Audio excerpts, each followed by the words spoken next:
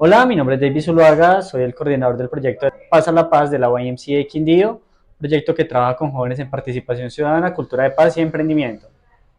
Bueno, David, ¿cómo definiría usted el tema de la desigualdad en Colombia? Bueno, yo creo que el tema de la desigualdad en Colombia es, primero, que todas las personas no puedan tener satisfechas sus necesidades básicas, entendiendo pues el tema de acumulaciones de grandes capitales en un sector muy pequeño de la población y también el tema que hemos vivido desde la fundación o desde la independencia de Colombia, donde no hemos podido estabilizar una nación sin conflictos internos. ¿Cree usted que la desigualdad impide el progreso y el desarrollo humano?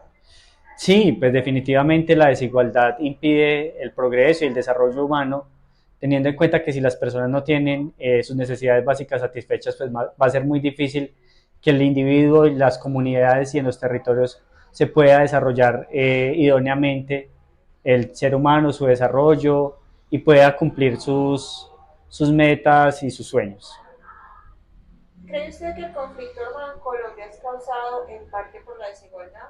Yo creo que, hasta donde conozco, el conflicto armado es causado a raíz de la desigualdad. El primer grupo guerrillero que se conforma en Colombia nace a través de una solicitud que le hacen al gobierno, la cual no es atendida por algunos campesinos, y bueno, desde ahí empiezan a generarse ese tipo de condiciones que se van replicando por otros procesos, grupos armados de derecha, izquierda y con otras dinámicas, y que bueno, en los últimos tiempos se ve reflejado también en el estallido social.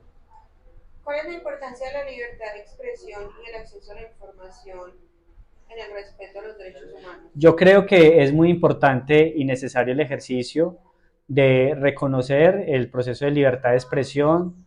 Es un derecho fundamental también expresarse libremente, y también cómo cuando es cohibido, cortado, afecta directamente los derechos humanos como tal. Y es importante trabajar en pro del mismo.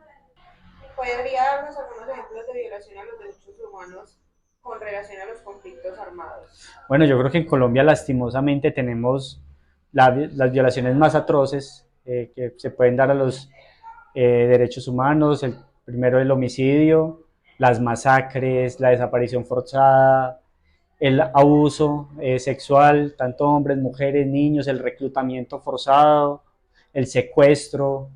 Entonces creo que son dos grandes flagelos o de los peores crímenes que se pueden cometer en el marco de este tipo de conflictos.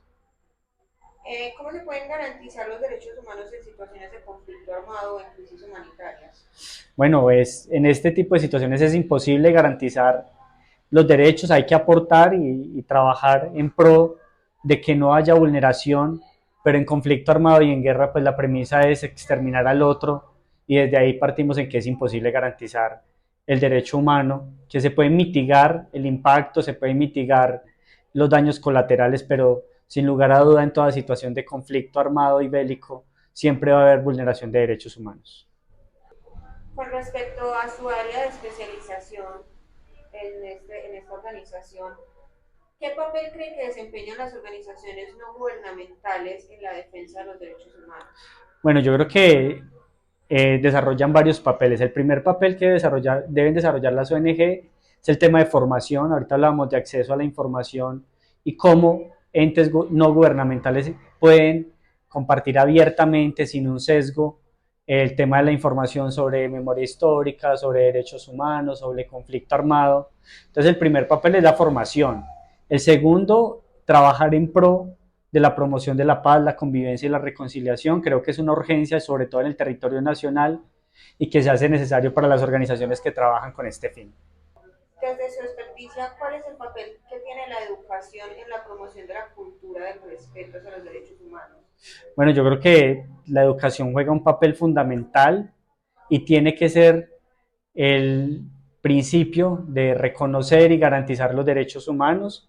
Debe trabajarse en que la educación reconozca la memoria histórica de los territorios, en que la educación fomente la paz, la convivencia y la reconciliación, y que la educación sea ese espacio para compartir, pero también llegar a espacios de divergencia sobre las ideas y los pensamientos, y donde podamos trabajar en la resolución pacífica de los conflictos.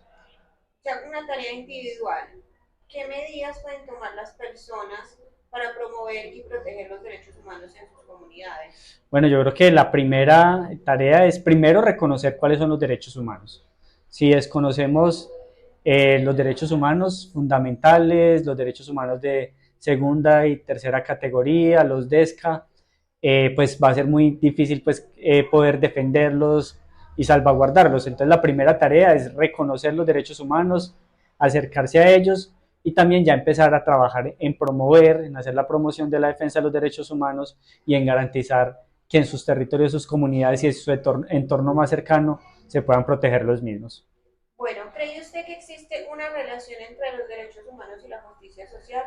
Claro, yo creo que si se vulnera el derecho humano es imposible llegar a la justicia social. Hay que trabajar fuertemente en que se garanticen los derechos sociales y así se llegará a una justicia social más fácil.